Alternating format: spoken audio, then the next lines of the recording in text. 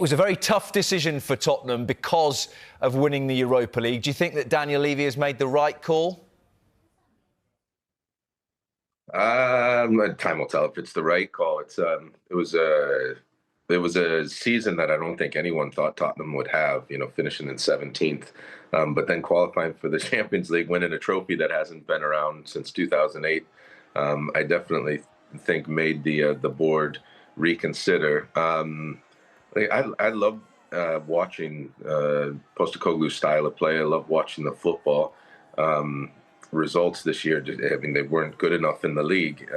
That's for sure. So, the next person who does come in is going to have to be someone who knows how to work with and quickly how to work with Daniel Levy. He will be different to work with than any other boss that they've had in their careers, and that's really the big focal point. And that's one of the reasons why I think Mauricio Pochettino's name is there, because he is one of the managers that definitely knows how to work with him. Let's pick up on that point then as to what makes Daniel Levy different to work with than any other boss from your perspective. First, Daniel is for the most part a genius when it comes down to the financial responsibility of a leader in a football club. He's strong-minded. He has his own opinions on the game.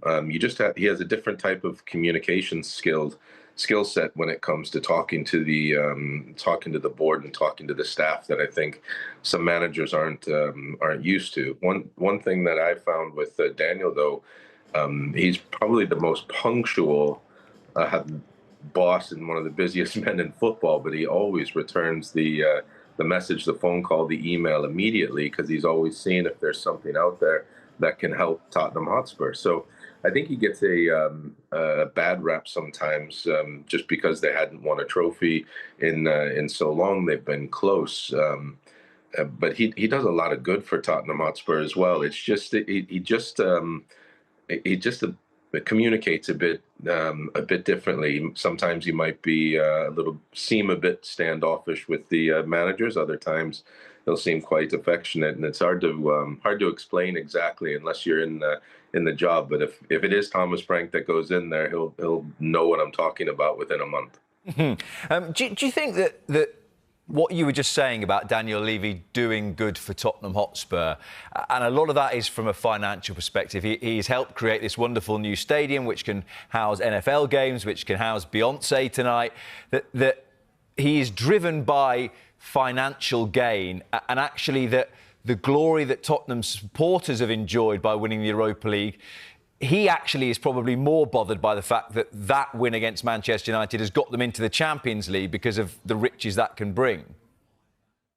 No, Daniel's a supporter as well, so don't get it wrong. Like he'll be absolutely delighted that they won a trophy, but he also understands from when he took over Tottenham, where they were financially, to where they are now. He could sell the club, or they could sell the club, or he could hand the keys over to someone and know that he has created one of the most financially stable and sound clubs in global football. So, does he want to win? Yes, he wants to win, but he wants to win with his structure.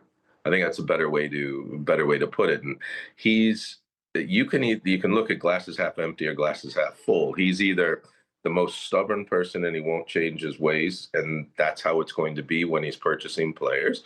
Or you can say he's an innovator and he's going to make sure that they can win trophies by doing it his way. But either way you look at it, the great thing that Tottenham supporters should understand is the club's always going to be in a good financial standing, so they shouldn't get themselves into trouble like so many big clubs. Look at what happened to Leeds. Look at what happened to Aston Villa. That has happened in the past. So I think he does a lot more good than harm for Tottenham Hotspur. I think it's when it comes to the managers, there's a lot of turnover and a lot of change, and I really think that comes down to one thing. It's how the communication is between the the manager and Daniel Levy. From the club statement, it's interesting because you've touched on it already. He says we cannot base our decision on emotions aligned to this triumph. He's talking about the Europa League. There's been a lot of lovely tributes from his players, Ange Postecoglou. Just one a few moments ago from Destiny Udogie. A lot needs to be said, but I just want to thank you for the work you did and for believing in me over the last 2 years. I wish you the very best for everything that's coming your way. Again, to go back to the owner and the relationship and communication, do you think he would care and he would talk to particularly senior players about, do you think, from a player's perspective, that Ange Postecoglou is the right guy to take the club forward? 100%. I think he tries to get information to help run the football club as best he can. I don't think he does it, again, this is a glass half empty, half full scenario. I don't think he does it to be devious, but he tries to get information the best he can to make the right decisions for the football club while also being fiscally responsible. Let's talk about Thomas Frank. I'm sure you'd have heard our reporter Gary Cottrell just before we came to you, Brad, talking about the various attributes he possesses. Would he feel like a good fit for Tottenham Hotspur for you? He's an excellent manager. I've seen his quotes where he says, why would I want to leave him at a, what would be bigger, what would be better? Well, Tottenham would be bigger. That's for sure. Whether it would be better for him than Brentford, again, that all comes down to relationship and style and how you deal with the board at Tottenham. Because right now he obviously deals very well with the Brentford board. And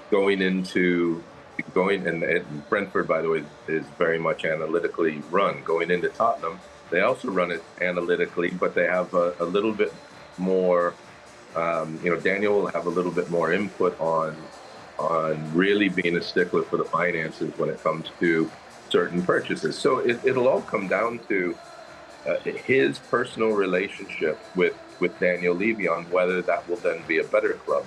Could it be a better club? Of course. There's more riches at Tottenham than are at Brentford when it comes down to the type of players that you can bring in, and if you do get into the Champions League, Daniel Levy will spend a little bit more. If you win a Champions League or win a Premier League, then you'll be able to spend a little bit more, but it will all be done, within his financial model. So it all revolves. All the managers that have been on this list are excellent, and it all comes down to who will be able to communicate the best with Daniel Levy to be able to convince him or come to a mutual arrangement on the players and the staff that you bring in to be able to play your style of football.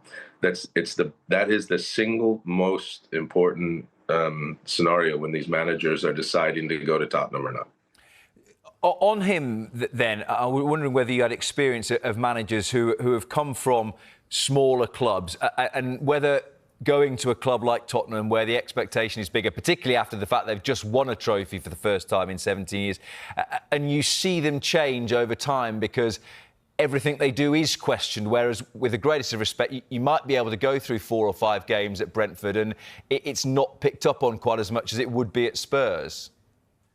I think he's experienced enough to deal with that just fine. I don't think any of that will bother him at all. Certain managers, yes, especially the more inexperienced and younger managers, I could see that happening. If you're a manager that is only managed, in a League Two or a Championship level, and then you're given the opportunity to manage one of the top 6 clubs in England, I think that can be a bit surprising. But I think he's more than experienced to deal with that situation. Just a final one then on Mauricio Pochettino, because you know him well. You've spoken about the influence that he had on you as a coach in your own career. Timing-wise, does this... If he did it, there's probably, I won't give the names of the other ones, there's probably only 2 or 3 clubs in global football that he would even consider the conversation to change at this stage, with it only being about 12 months out from a World Cup starting.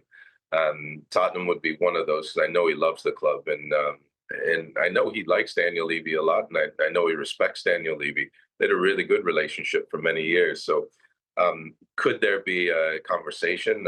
That wouldn't surprise me. But the timing, like you said, is not ideal. for something like that to happen.